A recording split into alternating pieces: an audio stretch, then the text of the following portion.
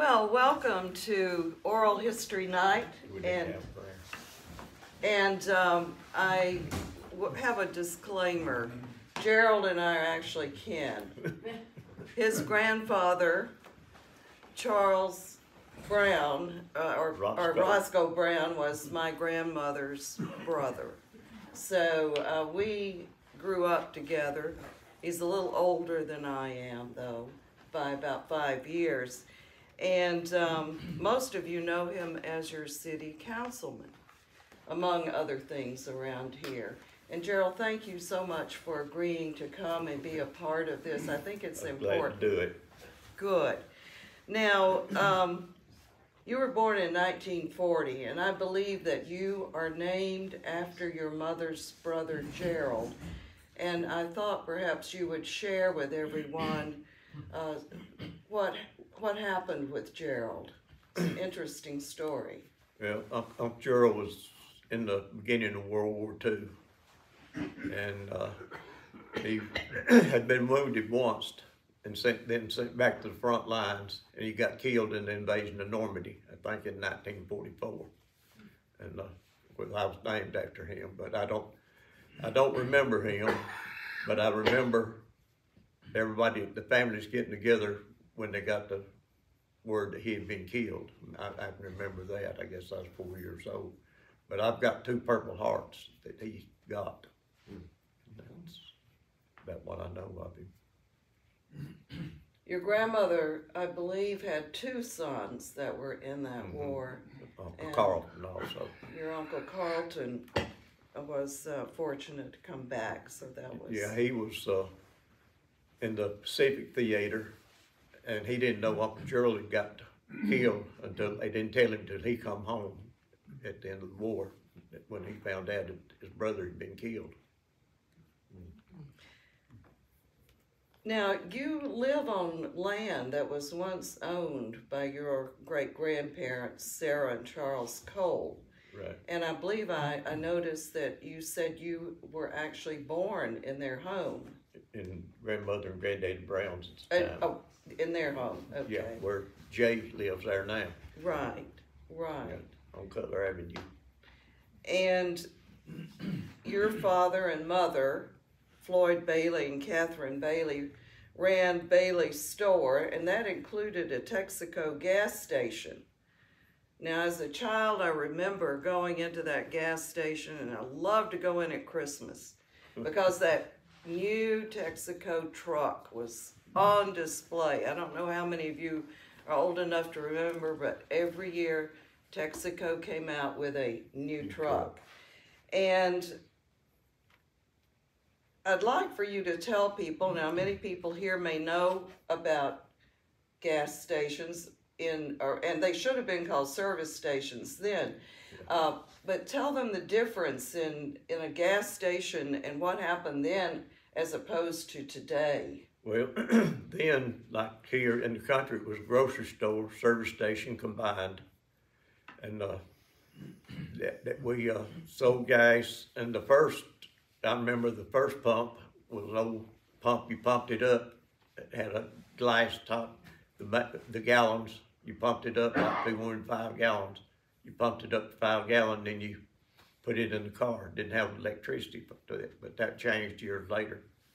And they had we changed oil, grease cars, service cars, and had a full line grocery store, groceries and fresh meats. Had a feed department for feed. Everybody had horses and cows then, and it was all combined together, pretty much. And we lived in the back quarters of it.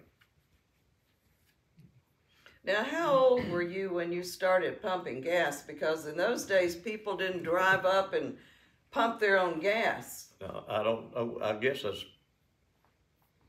8, 9, maybe. And then it was full service. You pump gas, you check the oil, and you clean the windshield. And my granddad, my papa, Bailey, lived with us, and he stayed there and pumped the gas about all the time. And he was, I think, 93 there. And when I was 10, 11 years old, I was helping Daddy change oil, grease cars, that kind of stuff.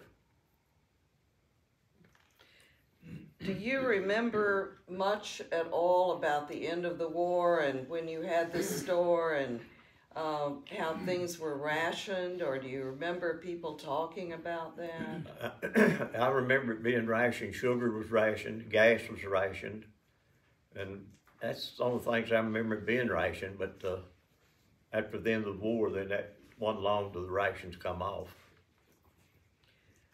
I remember how neat it was to go into the store and your dad would slice whatever we would ask for in terms of meat.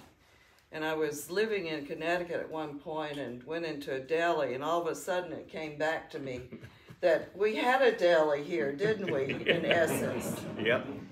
Do you remember what meats were available then? It wasn't quite like today in Boar's Head, was it?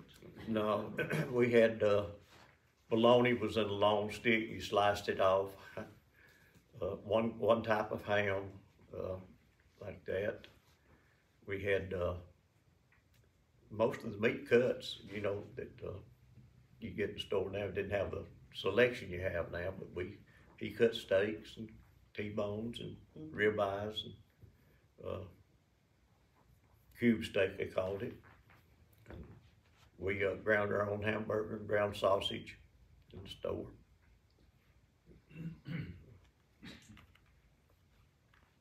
Now, you sold a lot of feed because people needed that here, obviously. Well, then just about everyone had a cow, and the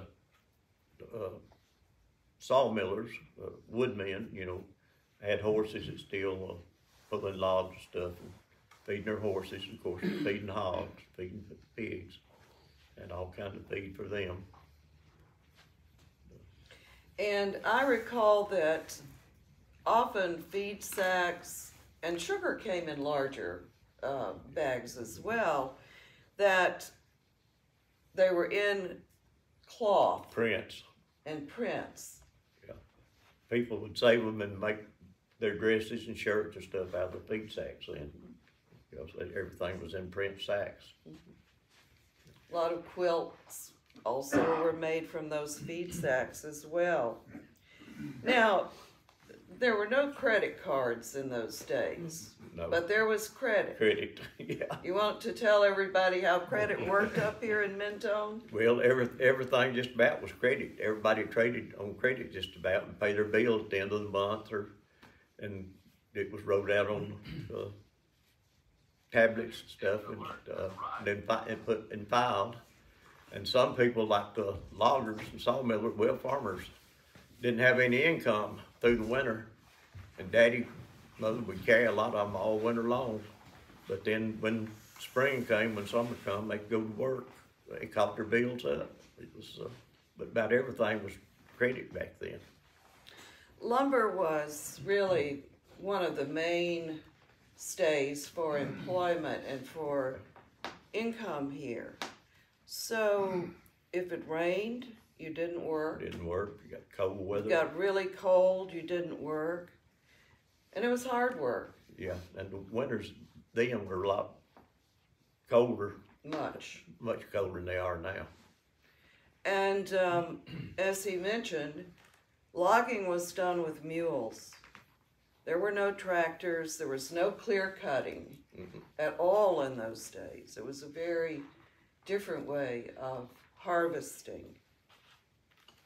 And your dad really did do a lot of good in this community in helping these people out because they had no money for, or not much, for periods of time. Now, you were a student here. Yeah. And what are some of your memories, especially as you walk around and look around here? Well, it's all changed so much to what it was then, but I started school in the first grade in the first building back there, second and third grade in the next building over there. And we all, at recess, we all went out and played together. The bathrooms were outhouses down at below the gym. And that's pretty much I went through the 3rd grade here, then I went to Valley Head. Now, you had no running water here. No. And would you tell them about cloakrooms? Yeah, each room had a small room behind it. At the end of it was a cloakroom where you hung up your clothes and you stored stuff and hid stuff, I guess, that you weren't supposed to have. But, pretty much it. And there was the water bucket with a dipper. Yeah. And did you bring your own glass to school? No, everybody drank out of the dipper. They did. Yeah. We were a bit more hygienic when I came along. We had to bring a glass, and in fingernail polish they put your initials, so times had changed a bit. But we still had no running water, even in 1951. Now the bathrooms were down there, as you said, at the gym. Below the gym down there, yeah. And there was a girls and a boys. Yeah. I think there were about 4 stalls in each outdoor toilet, as I remember. And what do you remember about the playground? It was all out front, in front. I don't think we had anything back here. We all played out in front and down toward where the Baptist church is. Yeah. And towards the Shigley house, we went in that direction a bit. That's probably later. I don't think we played back there. Did you? Did you have a slide? No. So you didn't have a slide, you didn't have a merry-go-round or swings? Didn't have anything. Okay, well we did have them by 51, so you just left too early, I guess, didn't you? How were your teachers? What do you remember about instruction here? Well, I had Miss Foy, and she was strict, but she got us started in the right foot, I think. I guess, learned what we got a good start. But she was pretty strict. Some thought she was mean, but I don't think she was really mean. She was just strict. And then we went to Miss Catherine, and she was sweet, and everybody loved her, and learned a lot under her, too. How was the school heated in those days? Warm morning heaters, fired with coal. And who stoked the heaters? I don't remember now. I know that some of the 8th grade boys, I think we had a janitor who may have stoked them and got them started, but then the 8th grade boys would come in during class time and replenish either coal or wood, whatever we were burning. But can you imagine 1st graders in a room? Now, warm morning was almost as tall as I am. It's probably close to 5 feet tall, as I recall, or at least it seemed like it as a child. But each room had a warm morning in it, and they had to be kept warm all day long when we were in school in winter. Now, when school was out for the summer, how did you spend your time as a child? Well, as a small child, kids get together and play in somebody's yard or in somebody's pasture, play ball, play different, kid games. As we got a little older, we worked. When I was 10 years old, Edmund Never Cash myself worked at Camp DeSoto, raking leaves in the spring to get ready for camp for 35 cents an hour. When we got 12 years old, we got 50 cents an hour. And we cleaned the yards and rolled the tennis courts, and cleaned out the river, leaves out of the river and stuff like that as kids. We all worked as kids back then. Now, there were child labor laws, but Mentone didn't know about them. It was kept secret because we all worked at something or other. And as he said, I mean, you started really young. I think I started about 12 babysitting, you know, that sort of thing. Where was your favorite place to go swimming in Mentone? Riverside, Camp Soda's docks, and well, then the Riverside Hotel was there, which is part of Camp Skyline now, and it was open to the public too. It was on their property, and it was a good place to swim. And then they had the docks. DeSoto had the docks, and they didn't care for anybody else using them, except when the girls was swimming. When the girls was swimming, everybody else had to clear out and go to the other side of the river. And then we had a big swing and a tree there. It would swing, had a platform that'd swing you halfway across the river. That's where we've done most of our swimming. And then we used Bell Rock some for that most people's heard of for do a little swimming, mostly fishing there. Yeah.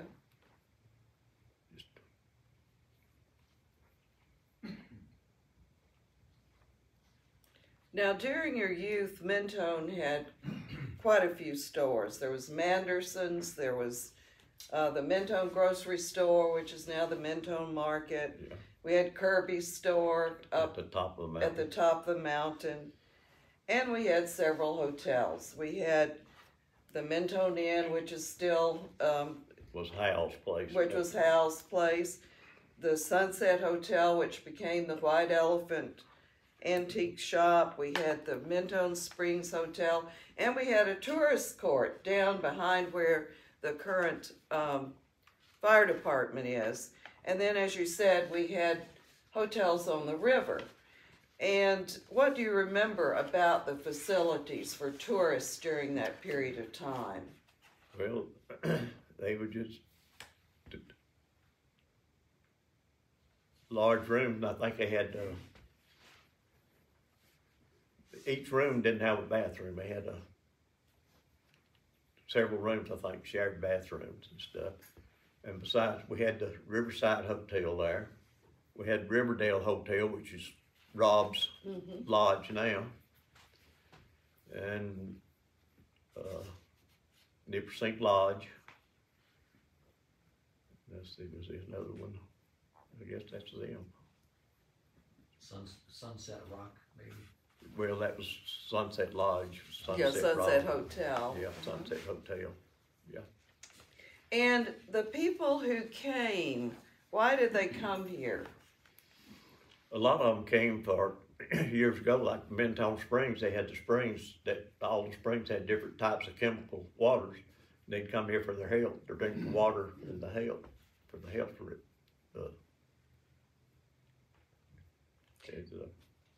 And remember, there was no air conditioning to speak of in the South in the 50s and 60s. You know, they always talked about the South rising again. Well, it took air conditioning to raise the South again, I believe. I'm not for sure, but I think that was the impetus for the rejuvenation of the South. In those days, people came here to escape the heat from the cities. And today, often people will say to us, well, I was a flatlander until I moved here and retired. Well, in our day, it was the summer people. That's what we call them. They showed up in June, and they left in August when their kids started to school, and they were here all summer long. Their husbands would come up, maybe even on the train for the weekends to be with the families. It was very different, and the trains ran. Yeah. They stopped everywhere between Birmingham and here, and we had a taxi down in Valley Head that would pick up people and bring them up here. The hotels were full and busy. They were full, they were busy. There's a lot of...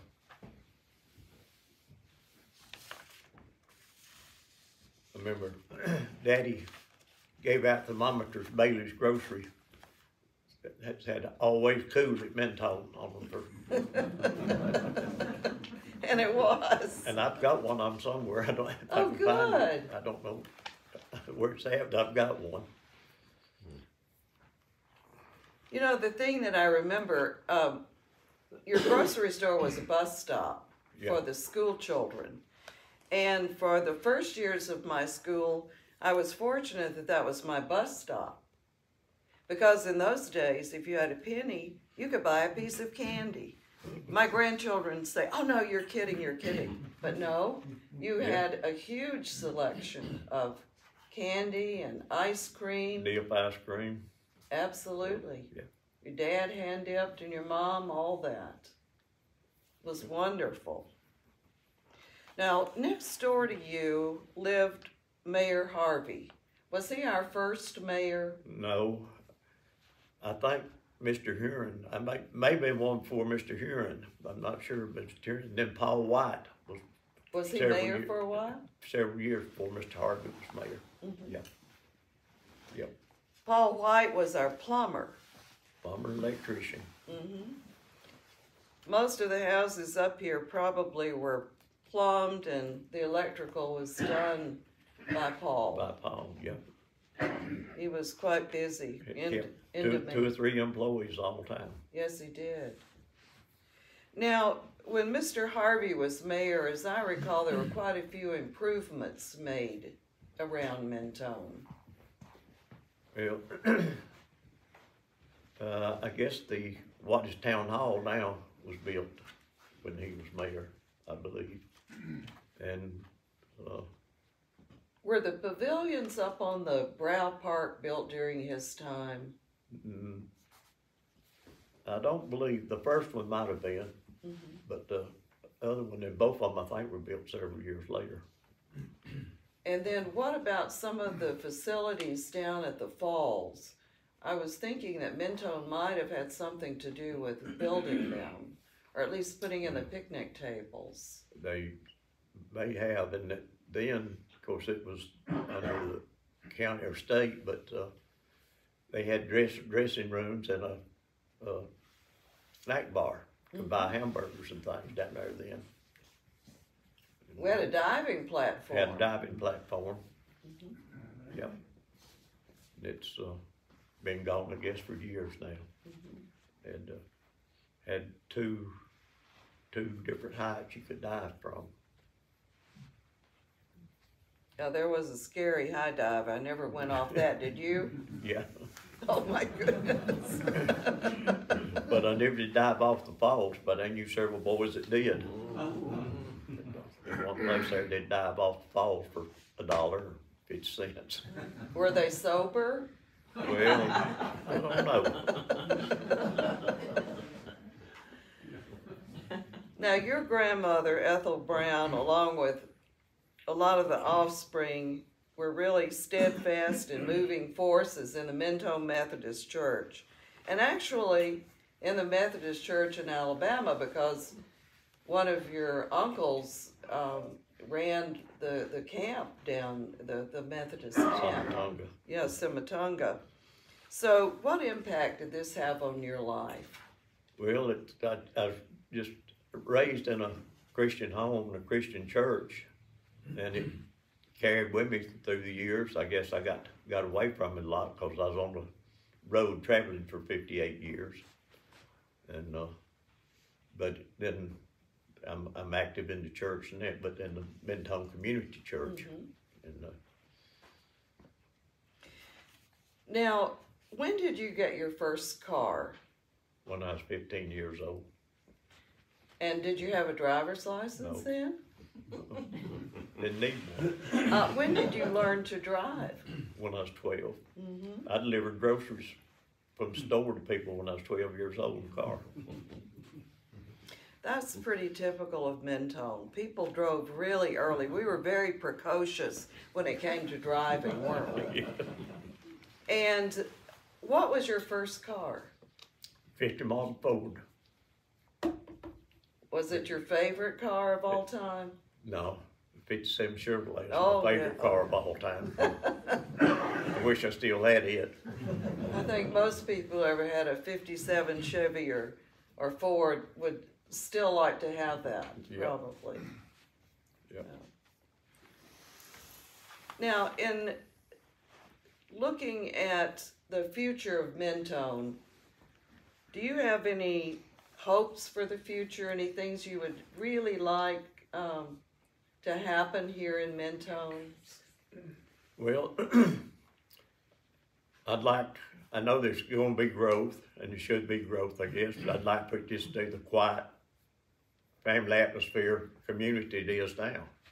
And like for it to stay safe and everybody love everybody and be friends. And I know it's like it's got to grow some, I realize that. But as it grows, just hope that everything stays with a friendly, safe atmosphere. Pretty much.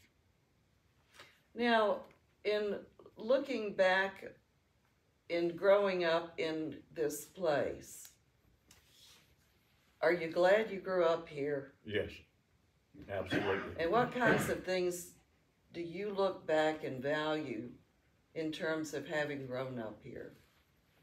Well, like I say, it was all family oriented, family atmosphere, and families back then. Families still got together on. Everybody went to Grandma's house on Sunday, on holidays, on weekends, and like at Grandmother's house, all cousins and stuff. Of course, several of us lived around here, and others would come in, like at Christmas, and stay for several days, and be. Of course, it'd be a lot of food, But the men would play rook. They'd have a couple of rook tables. They might play for a day and a night, 2 days and nights, and not ever stop. They'd just switch tables and see who the champ was.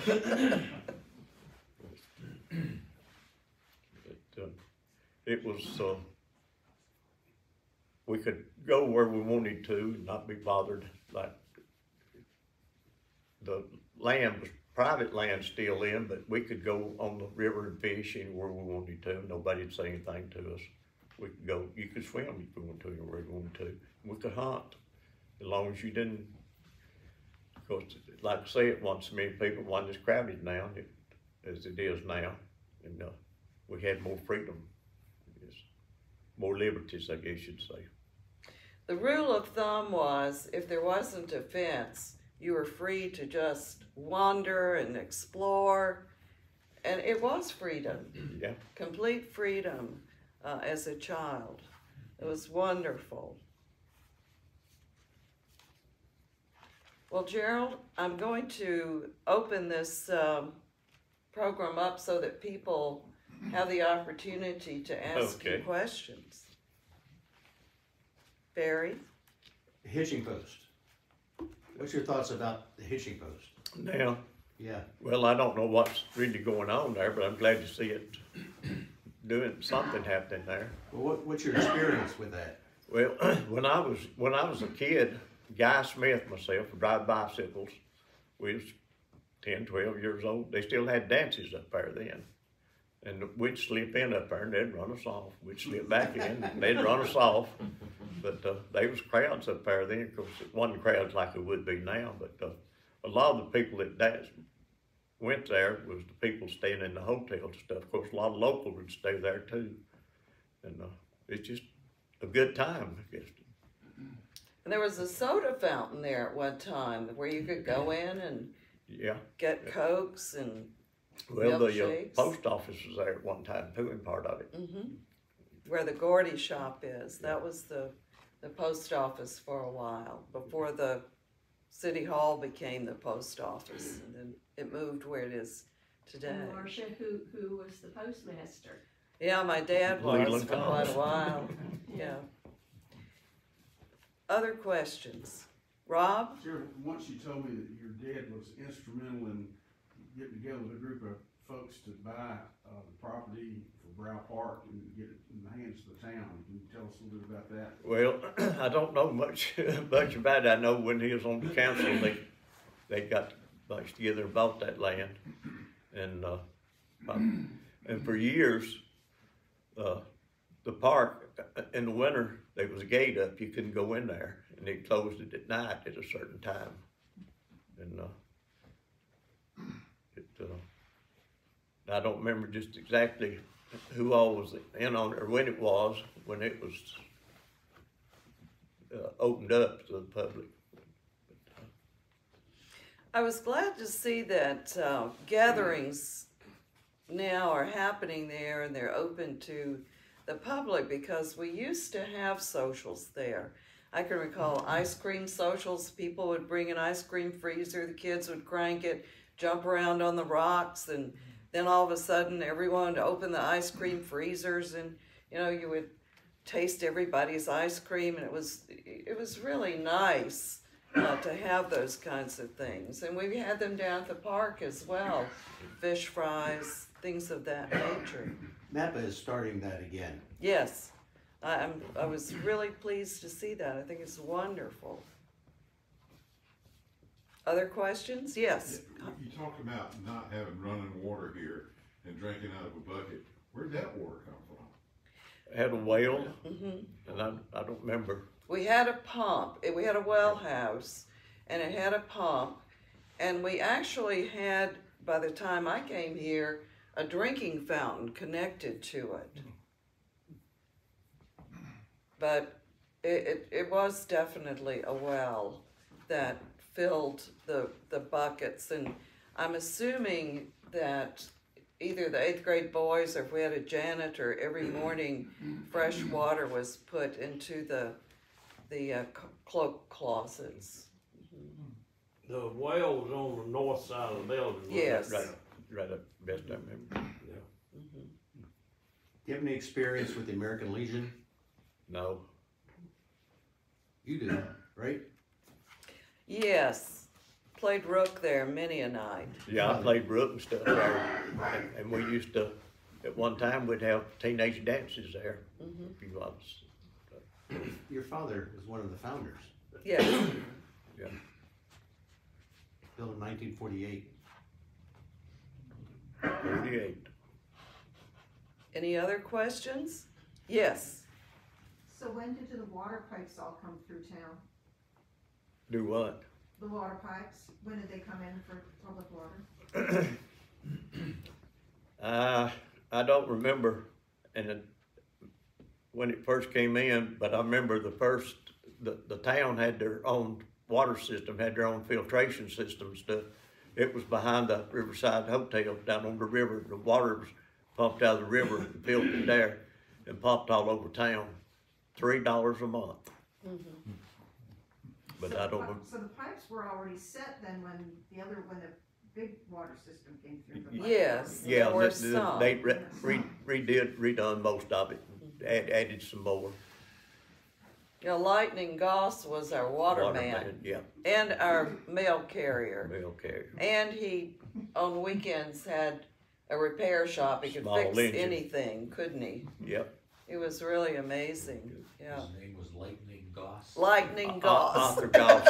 Arthur Goss. We They called it, him his name Lightning. was Arthur, but he was always called Lightning. I don't know where the name came from, but it was, yeah. Everybody had a nickname, just about it. Didn't he fix lawnmowers? Yeah, Oh, small yes. engine repair. Small yeah. engine repair, so many Yeah. things like that, yeah. Yes, Do Diane? you remember when I guess it would be the secondary roads were paved? I remember that as a child, and Jim Folsom was the governor, and I guess he's the one that got the roads paved. Did y'all appreciate that, or was that a good thing? For us as children, we missed the sandy roads to walk barefoot down, but, Well, I remember when the covered bridge was still. I remember the day when it fell with a county truck on it. And 2 or 3 men come up to the store, went to make a phone call. There wasn't any phone. Mother and Daddy at the store had about the only phone around. And it was on one of those little ring things on the wall that everybody listened to, party lines. I always said there were 2 places you could go for information in Mentone. One was the post office, because everyone came. In those days, you could get mail at home, and then there was just general delivery. You could send Mentone General Delivery. And people would just go up and say, I have a mail today. And we had illiterate people, and my father would read letters to them that they received. But the two places for information was the post office and Gladys Cash, who was the operator. And she could hear all of the goings on that telephone. So it was a real different time. Holly, I think you had a I question. was just gonna say, I remember your parents, Gerald, from, I guess, the late '50s on, and they were just, we were just little kids, my brother and I, and they were just so sweet and kind to us, always, and it was a real treat to get to go in the grocery store. Thank you. If we behaved ourselves, we could get a little 6.5 ounce Coke and an ice cream sandwich or something like that. It was a really big deal. And I remember there was a screen door on the front, and it had the most succinct, to the point advertisement on it I ever saw. It said, "Colonial is good bread." That's Yeah. right. It did. And I had a little dog that could, in the summers, when it was just a screen door, go in at the store when it wanted to. It'd open and close the screen door. How long did your parents run the store? 31 years, I believe. And then they retired? Well, Daddy died, and Mother kept the store open for 3 years, and we just finally convinced her to sell the stock out and close it. And then she sold the building years later. And nobody continued it as a store? Not as a store. And the building is still there? Yeah. If somebody rents it for a house or something now. And then your mom became the town clerk. Yeah, for years. I think she was clerk till she was 88, I believe. 89, I think. 88 or 89, and walked every day. When let anybody pick her up, or unless it was raining or bad, she walked about 3/4 of a mile each way. She walked all the time. How old was she when she died? 105. Wow. She was amazing. You got good genes. Yeah. Any other questions? Yes. Yeah, thanks for doing this, Gerald. It's really neat to hear your memories of how Mentone area used to be. But I was curious about the interaction between the summer kids and the local kids when they came up. Did you do things together? Did you play together, or did everybody stay on separate sides of the room? No, we played together and run around together some, and played ball, stuff together, swam together. Okay. Yeah. And you would see some of them would come back the next summer, so you would actually be able to form relationships with them. Kind of be friends, yeah. Had same friends every year. Well, they had to be told about how things worked here, and not to be afraid of snakes, not to be afraid of lizards. I mean, there was a learning curve for those kids, wasn't there? Yeah. So, we locals had to fill them in. If they were going to survive in Mentone. Any other questions? So Gerald, I just had one more. Did you have electricity in your house growing up? Yeah. In the 40s and okay. Yeah. We had electricity, running water inside bathroom. But a lot of people didn't have the inside bathrooms. I guess we were lucky ones. And there were some who didn't have electricity. Yeah. Even in the 50s, surprisingly. Was 117 paved? Yes. 117 was to the Georgia line. Georgia line to Menlo was still a dirt road when I was young.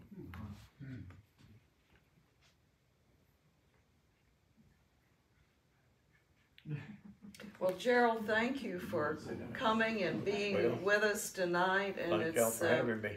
really wonderful to fill in a piece of Mentone history with your experiences. It's, you said it.